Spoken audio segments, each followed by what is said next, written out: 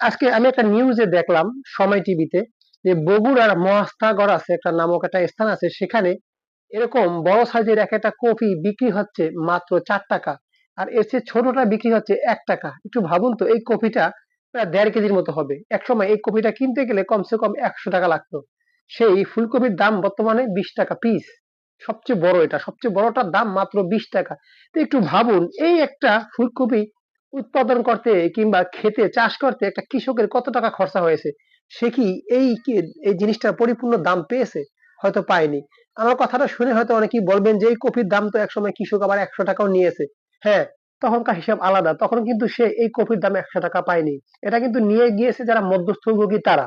ঠিক আছে, আমি মনে করি যে বাংলাদেশের কৃষকের যে কোনো পণ্যের দামের একটা নির্দিষ্ট ভ্যালু থাকা উচিত। হ্যাঁ, এখন উৎপাদন বেশি, দাম হয়তো কমে গিয়েছে, তারপরও কৃষক কিন্তু লাভবান হয়নি। তারা কিন্তু শখ করে কিংবা অনেক মনে আশা নিয়ে তারা এই কফিটা উৎপাদন করে মাত্র 1 টাকা কিংবা 3 টাকা পিস সে বিক্রি করতেছে বর্তমান বাজারে, যেটা খুবই দুঃখজনক। তাই আসলে আমরা কৃষকের দিকে নজর দিই।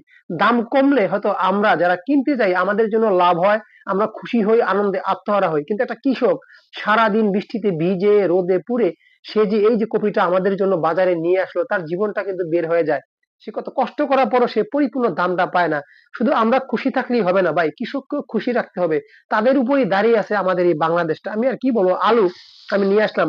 সবচেয়ে ভালো আলু যে আলুটা বর্তমানে, সেটার দাম বর্তমানে 50 টাকা কেজি। আমি 1 কেজি নিয়ে আসলাম, এই মাত্র নিয়ে আসলাম। আর পেঁয়াজ, 1 কেজি পেঁয়াজ নিয়ে এসেছি মাত্র আমি 50 টাকা। আলু 50 টাকা, পেঁয়াজ 50 টাকা।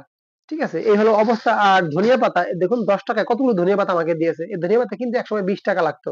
মানে শীতে আমরা যারা ক্রেতা আছি তারা কিন্তু এসব জিনিসপত্র কিনে অনেক লাভবান হই। দেখুন বেগুন, কত সুন্দর বেগুন নিয়ে আসলাম কেবল মাত্র মাত্র 25 টাকা কেজি। হয়তো আপনার এলাকায় কম বেশি হতে পারে, এই হলো অবস্থা।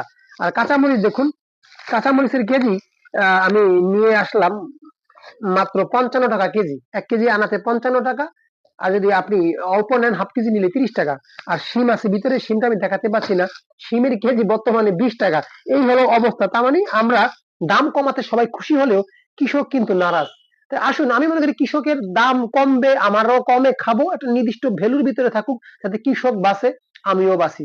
এটা আমার একটা ব্যক্তিগত অভিমত। বিষয়টা আপনারা কিভাবে দেখবেন সেটা আপনাদের একান্ত ধারণা। একটু